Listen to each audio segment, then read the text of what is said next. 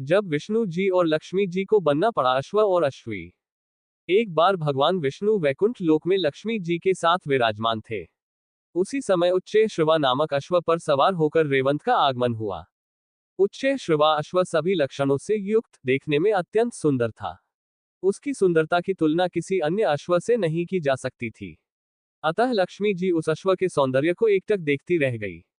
जब भगवान विष्णु ने लक्ष्मी को मंत्रमुग्ध होकर अश्व को देखते हुए पाया तो उन्होंने उनका ध्यान अश्व की ओर से हटाना चाहा, लेकिन लक्ष्मी जी देखने में तल्लीन रही।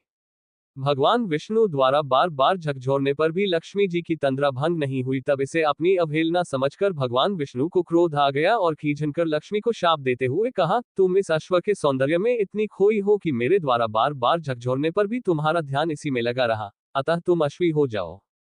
जब लक्ष्मी का ध्यान भंग हुआ और शाप का पता चला तो वे क्षमा मांगती हुई समर्पित भाव से भगवान विष्णु की वंदना करने लगी। मैं आपके वियोग में एक पल भी जीवित नहीं रह पाऊंगी, अतः आप मुझ पर कृपा करें एवं अपना शाप वापस ले ले।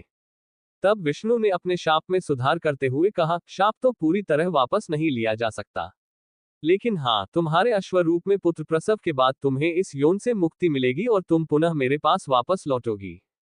भगवान विष्णु के शाप से अश्वी बनी हुई लक्ष्मी जी यमुना और तमसा नदी के संगम पर भगवान शिव की तपस्या करने लगी। लक्ष्मी जी के तप से प्रसन्न होकर शिव पार्वती के साथ आए। उन्होंने लक्ष्मी जी से तप करने का कारण पूछा। तब लक्ष्मी जी ने अश्वी हो जाने से संबंधित सारा वृतांत उन्हें सुना दिया और अपने उद्धार की उनसे प्रार्थना की। तब भगवान शिव ने कहा, देवी, तुम चिंता न करो, इसके लिए मैं विष्णु को समझाऊंगा कि वे अश्वरूप धारण कर तुम्हारे साथ रमण करे और तुमसे अपने जैसा ही पुत्र उत्पन्न करे ताकि तुम उनके पास शीघ्र वापस जा सको। भगवान शिव की बात सुनकर अश्वी रूपधारी लक्ष्मी जी को काफी प्रसन्नता हुई। उन्हें यह आभास होने लगा कि अब मैं शीघ्र ही शाप के बंधन से मुक्त हो जाऊंगी और श्रीहरि विष्णु को प्राप्त कर लूंगी। भगवान शिव वहां से चले गए। अश्वी रूपधारी लक्ष्मी जी पुनः तपस्या में लग गई। काफी समय बीत गया, लेकिन भगवान विष्णु उनके समीप नहीं आए। तब उन्होंने भगवान शिव का पुनः स्मरण किया।